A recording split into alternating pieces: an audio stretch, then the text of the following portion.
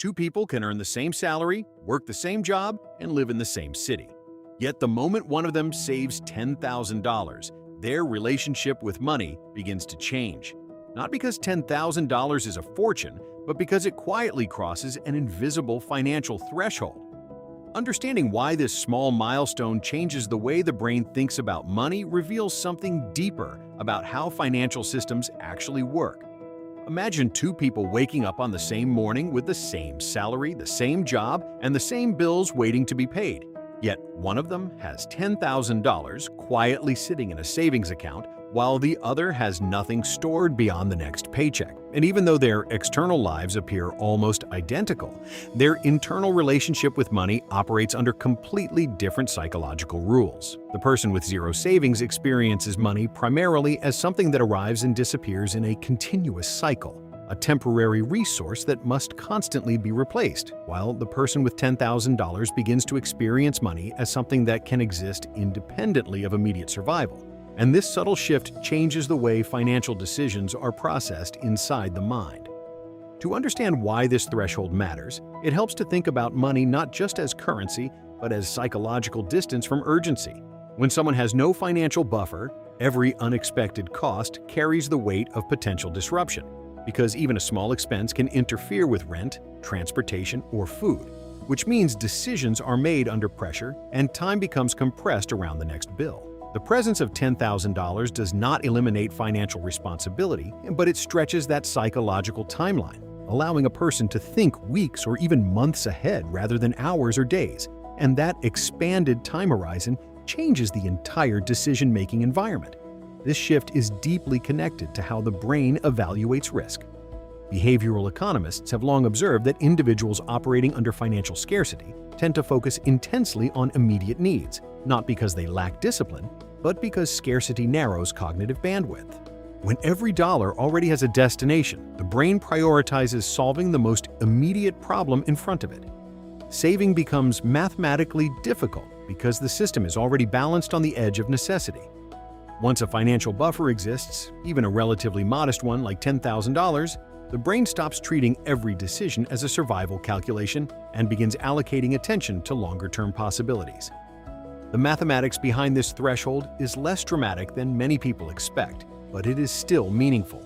$10,000 is not a large fortune in the context of long-term wealth building, yet it is often large enough to cover several months of essential expenses for many individuals depending on location and lifestyle. That coverage creates optionality, which in financial systems is one of the most powerful but often overlooked variables.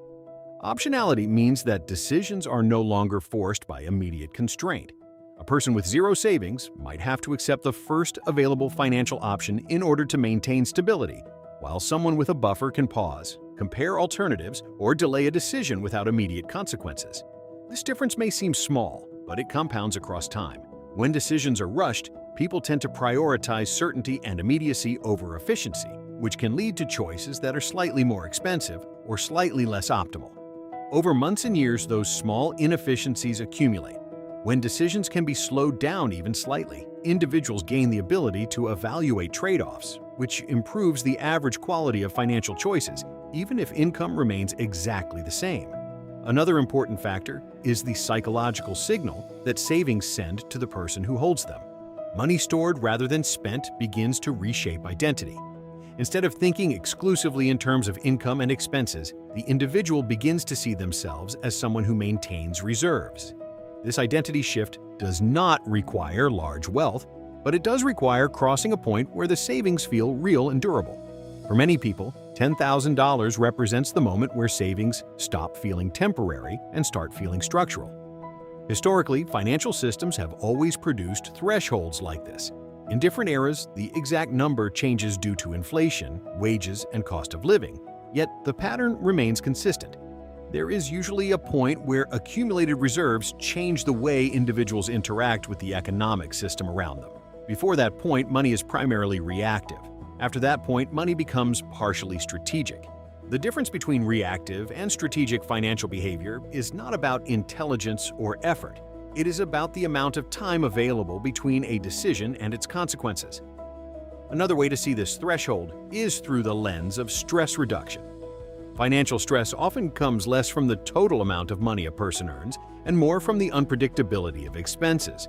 When the system contains no buffer, unpredictability becomes dangerous because even small disruptions ripple across the entire budget. When a modest reserve exists, unpredictability becomes manageable because the system contains shock absorption. $10,000 does not remove financial pressure, but it changes the way uncertainty is experienced. Interestingly, the existence of a buffer can also influence future saving behavior. Research in behavioral economics suggests that once individuals cross a meaningful savings milestone, they are more likely to continue saving because progress becomes visible and measurable.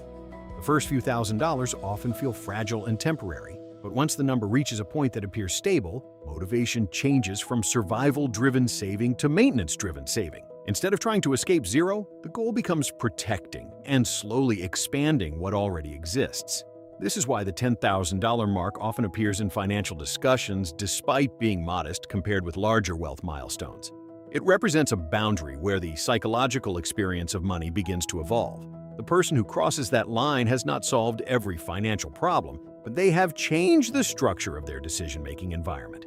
Time expands, options increase, and risk can be evaluated rather than simply avoided. Seen from a broader economic perspective, this threshold highlights an important truth about financial systems. Wealth does not only operate through large investments or dramatic income changes. It also operates through the subtle mathematics of buffers, time horizons, and decision flexibility. Small reserves can alter behavior, and altered behavior gradually changes outcomes. The deeper insight is that money behaves differently depending on how much of it exists outside immediate necessity. Below certain thresholds, it functions like oxygen, constantly consumed and constantly required. Above those thresholds, it begins functioning more like infrastructure, quietly supporting decisions in the background. $10,000 is not the final destination of financial stability, but for many people, it is the moment where money stops being purely reactive and starts becoming something that can quietly support thoughtful choices over time. When that shift happens, the numbers in a bank account may not look dramatically different from the outside, yet the internal experience of money has changed, and that psychological transition often becomes the foundation for every financial decision that follows.